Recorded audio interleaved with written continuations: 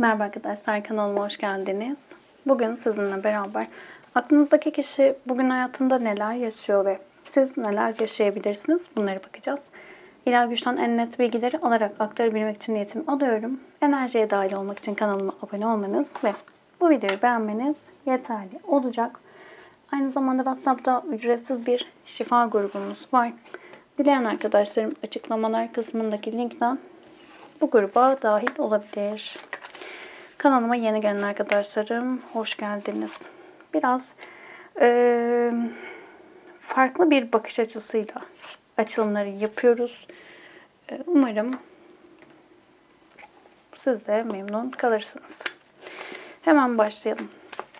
Öncelikle aklınızdaki kişi bugün hayatında neler yaşıyor dediğimizde evrensel enerji kartı planlı hareket etmek, ileri görüş, rasyonel düşünmek, muhakeme etmek, eşitlik ve adalet sağlamak dedi. Güneş kartıyla beraber. Şimdi günün enerjisine baktığımızda daha mantık çalıştıran bir enerjide diyebiliriz. Stratejik yaklaşmaya çalışan bir sürecin içerisinde aklınızdaki kişi. Burada daha çok kazançlar üzerine odaklandığı bir süreçte. Buradaki kazanç hem maddi kazanç olabilir hem de manevi kazanç olarak olabilir. Şimdi güneş kartı bize şifadan bahseder. Karanlığın aydınlanmasından bahseder.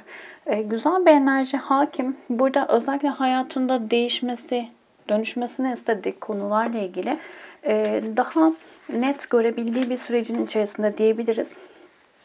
Daha net ve akıllıca davranmaya, daha doğrusu çalıştığı bir sürecin içerisinde.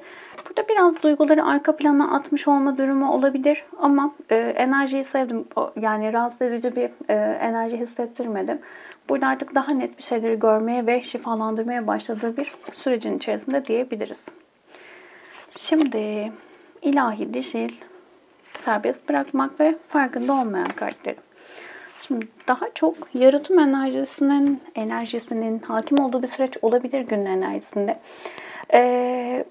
Bazı şeyleri geride bırakması gerekiyor, serbest bırakması gerekiyor ama bunları çok net anlayamamış bu zamana kadar diyebiliriz. Şimdi bazıları için bu herhangi bir dişil enerji de olabilir ya da anneden gelen bazı enerjiler olabilir. Hayatında hala onu etkileyen ama birazcık böyle negatif şekilde etkileyen durumlar ortaya çıkarıyor olabilir bu enerji.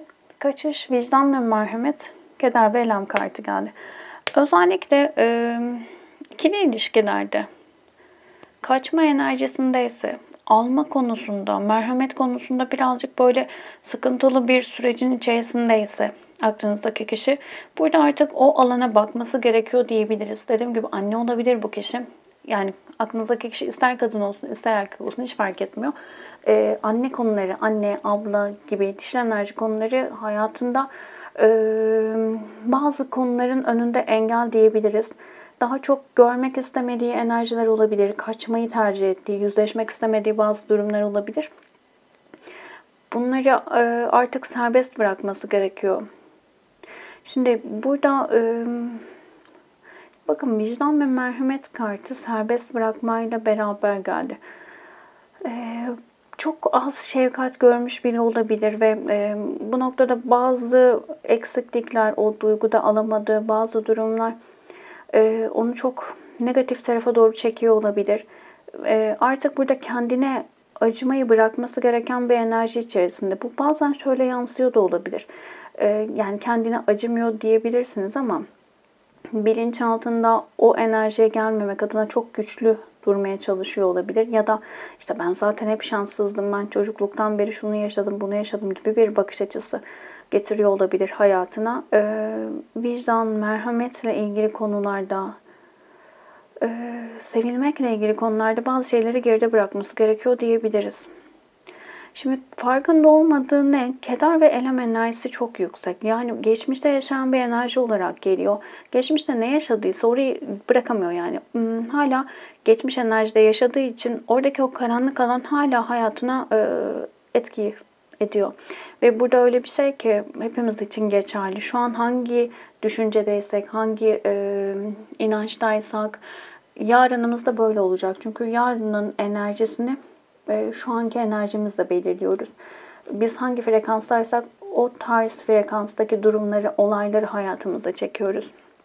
Bir kişi geçmişte keder duyduğu, üzüntü duyduğu, karamsarlık içerisinde olduğu bir olayı geride bırakamıyorsa, hala o enerjideyse sürekli bunları deneyimleyecek kişileri, olayları hayatına çekmeye devam eder. Burada da böyle bir enerji var diyebiliriz. Ama genel olarak buradaki yara diyelim artık dişil enerjilerden kaynaklı. Yani bazıları için anne gibi bir enerji olabilir. Bazıları için partner olabilir. Ama genel olarak hayatında ciddi şekilde etki yaratıyor diyebiliriz. Evet. Şimdi bakalım ayrıntılı olarak bugün hayatında neler yaşayabilir? İş hayatında, sizinle ilişkisinde ve aile hayatında. Şimdi ne kadar hayatında güneş de olsa bir şeyleri fark etmeye başlasa da buradaki farkındalık birazcık daha böyle öze inmesi gereken bir durum diyebiliriz. Şimdi ancak iş hayatında neler olabilir dediğimizde şimdi para konularıyla beraber güven konularının hakim olduğu bir sürecin içerisinde olabilir aklınızdaki kişi. Burada artık ciddi atılımlar yapmak isteyen bir enerjisi var. Artık rahat, maddi olarak da rahat etmek istediği bir sürecin içerisinde diyebiliriz. İş hayatında kendini çok güvende hissetmiyor çalıştığı kişiler. Birisinin yanında çalışıyorsa patronuna karşı güven duygusu olmayabilir. Ya da işte iş arkadaşlarına karşı güven duygusu olmayabilir. Genel olarak burada iş hayatında bir güvensizlik hissettiği bir sürecin içerisinde diyebiliriz. Ancak genel manada baktığımızda iş hayatında başarılı biri olabilir. Ve burada aslında kendine güveniyor. İçsel olarak bunun yani birçok şeyi yapabileceğinin, birçok şeyi başarabileceğinin farkında olan bir aklınızdaki kişi. Sadece o yalnızlık duygusu ciddi şekilde iş hayatını da etkiliyor diyebiliriz. Bu nedir? Genel olarak güvenle ilgili sorunlar yaşadığı için aklınızdaki kişi iş arkadaşlarına güvenemiyor olabilir. Kendini sürekli yalnız hissediyor ve her şeyi tek başına yapmak zorunda hissediyor olabilir. Burada böyle bir enerji var diyebiliriz. Ama genel olarak iş hayatında yalnızlığı hissetse de ben her şeyi halledebilirim, yapabilirim enerjisinde. Burası güzel geldi. Biraz burası şu genel enerjilerdeki iş hayatını daha da çok bize gösteriyor gibi diyebiliriz. Sizin arasında neler olabilir dediğimizde şöyle kılıç yedilisi geldi. Şimdi bazılarınız için sizin arkasından işler çevirdiğinizi düşünüyor olabilir. Kolektif bir açılım olduğu için hepiniz için geçerli değil ama bir korku, kaybetme korkusu da olabilir buradaki enerji ama daha çok arkamdan iş çevriliyor enerjisi var diyebiliriz. Bazıları için de buradan duygularını gizleyen, kendisi bir şeyler saklıyorsa eğer, sakladıysa eğer bunların ortaya çıkmasından ciddi şekilde korkan ve bu sakladığı şey ortaya çıkarsa o sıradan güzel enerjileri kaybetmekten korkan bir enerji var diyebiliriz. Bir kart daha alalım. Burayı daha da netleştirelim. Evet.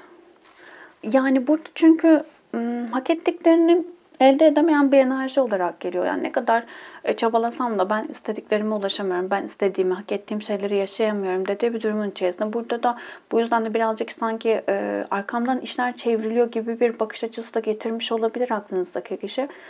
Çok ağır işliyor olabilir. Ağır işlemesini istiyor olabilir. Çok hızlı olmasını istemiyor olabilir buradaki gidişatın, ilişkinin ilerleyişinin. Duygularını çok göstermekten yana olmayan biri olarak geliyor zaten. Biraz kafa karışıklığı ve korku var sizinle ilgili diyebiliriz. Şimdi aile hayatı ile ilgili neler olabilir dediğimizde. Şimdi baktığımızda burada asılan adam, asılmış adamla beraber şöyle bir enerji var. Buradaki genel manada bir adım arkaya geçmektir. Bir adım geriye gitmektir daha doğrusu. Bakmaktır. Ne oluyor, ne olmuyor. Büyük resim ne, bana ne anlatıyor durumudur. Burada aslına bakarsanız sevgi ve mutluluk konuları ile ilgili bazı şeyleri anlamlandırmaya çalışıyor diyebiliriz. Asılmış adamda biraz şey de vardır. Hareketsizlik, eyleme geçmemek, çözülemeyen durumları çözebilmek adına bir bakış açısı getirmek vardır. Buraya da bir kart alalım.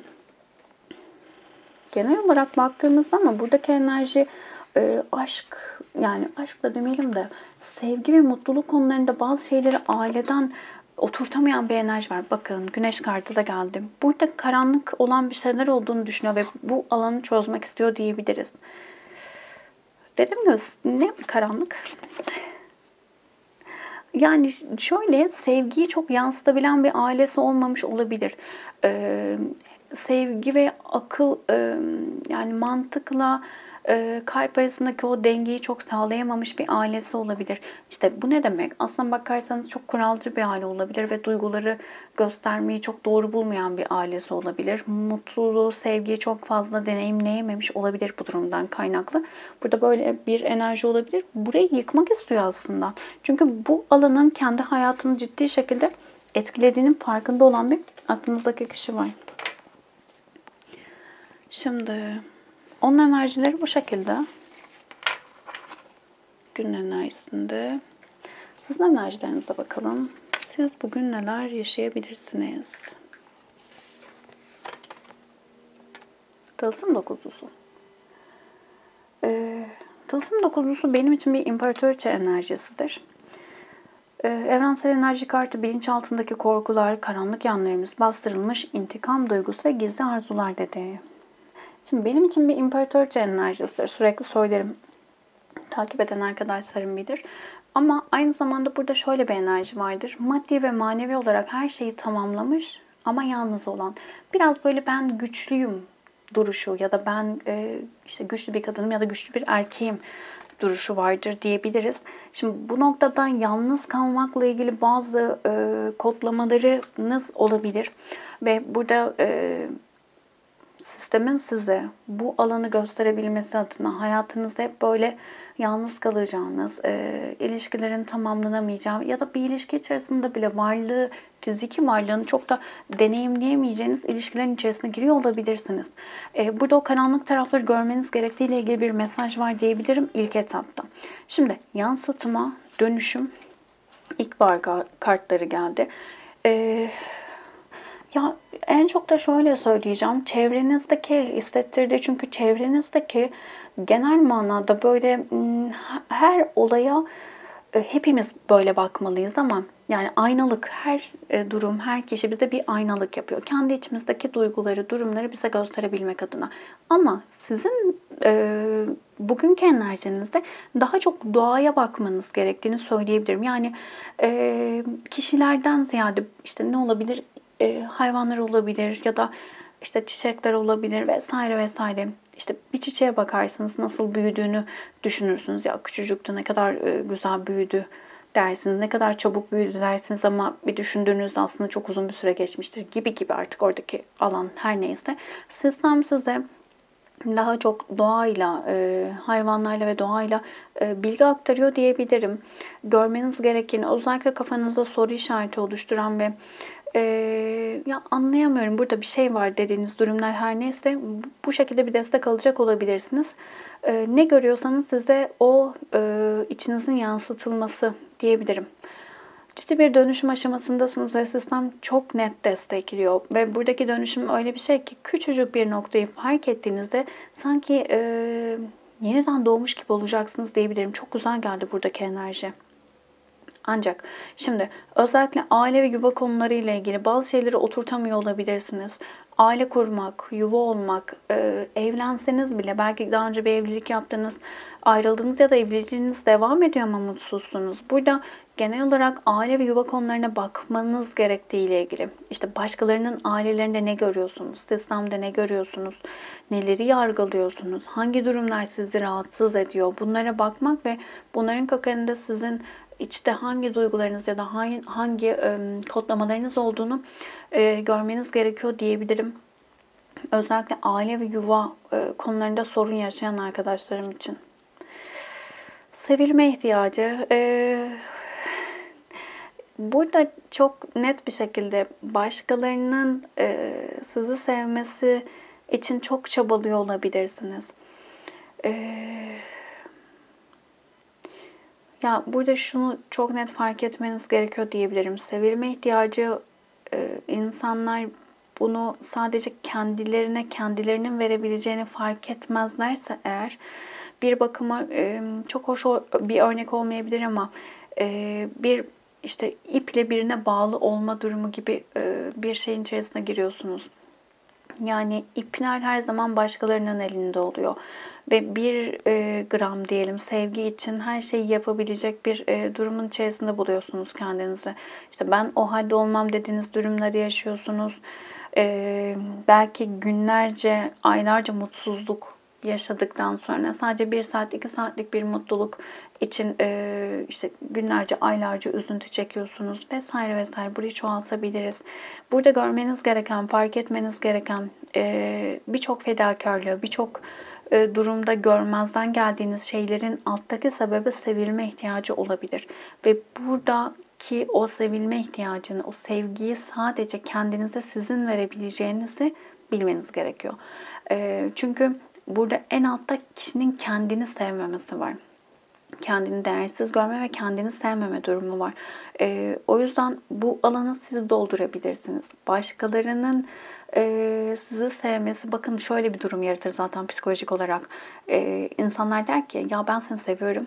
Asla kişi buna inanamaz. Çünkü kendini sevmediği için, kendini sevilmeye değer görmediği için kişi, karşısındaki kişi sürekli kendini onun sevdiğini anlatmaya çalışarak geçirir. Ve belli bir süre sonra sizi gerçekten seven kişiler buradaki o inançsızlık ve sizin yaydığınız enerjiyle beraber sizin alanınızdan ve enerji alanınızdan diyelim, sizin alanınızdan ayrılıp giderler. Burası çok çok önemli. Lütfen buraya dikkat edin. Kıskanç ve paylaşmak istemeyen kart geldi. İstemeyen kartı geldi. Şimdi burada bu alanı temizlemeniz gerekiyor. Bu alandan şifalanmanız ve yenilenmeniz gerektiği uyarısı var. Kıskançlık da değersizlik duygusudur, kaybetme korkusudur. Kişi kendini işte parayla ilgili konuşalım. İşte parayı kaybetmek istemiyorsa orada parayı daha değerli görme durumu vardır. Kişilerle ilgiliyse de aynı şekilde kendini değersiz gördüğü için, hep aşağıda gördüğü için güzel şeylerin ondan uzaklaşacağına dair bir inanç vardır. Bu alanı şifalandırmanız gerekir. Burada sevilmeme ihtiyacı ve kendi kendinize değer vermediğiniz inançların, vermeme inançlarının olduğunu bilmeniz, fark etmeniz çok çok önemli. Bugünkü açılımdaki bilgiler size daha çok geldi sanki. Günün olumlamasını alalım. Melek kartlarımı alalım. Bu melek kartları çok eski bir deste. O yüzden daha önce de soran arkadaşlarım olmuştu ama maalesef şeyi bilmiyorum. İsmi nasıl geçiyordu hatırlamıyorum. Belki ekran görüntüsüyle kartı hemen gösteririm. Belki o şekilde bulabilirsiniz. Tekrar et. Kendimi seviyorum. O kadar güzel geldi ki lütfen. Bugünün enerjisi bu videoya denk gelen arkadaşım. Kendinizi sevmelisiniz. Burada kendinizi sevmediğiniz ve kendinizi güzel şeylere layık görmediğiniz inançların olduğunu fark edin lütfen. Şöyle göstereyim melek kartında. Şöyle güzel bir kart. Hayata 4 elle sarılın. Mutluluk içinizi dolduracak dedi. Günün olumlaması da yaşamın sunabileceği her iyi şeye layığım ve başarılı olmayı hak ediyorum. Bakın ne kadar uyumlu. Kendimi seviyorum kartı ve yaşamın sunabileceği her iyi şeye layığım. İyi şeyleri kendinize layık görmüyorsunuz. Lütfen bu inancı değiştirin. Ve başarılı olmayı hak ediyorum diyebilirsiniz. Kolektif bir açılım. Hepsiyle uyumlanamayabilirsiniz ama içerisinden mesajlar almaya odaklanın lütfen. Videoyu beğendiyseniz beğen tuşuna basabilir. Abone değilseniz abone olabilirsiniz. Konuşmamdan rahatsız olan, kullandığım kelimelerden rahatsız olan arkadaşlarım varsa eğer affola. Demek ki enerjiniz tutmamıştır. Başka arkadaşlarım da çok güzel bir şekilde enerjiniz tutacaktır. Teşekkür ederim vakit ayırdığınız için. Başka videolarda görüşmek üzere. Hoşçakalın.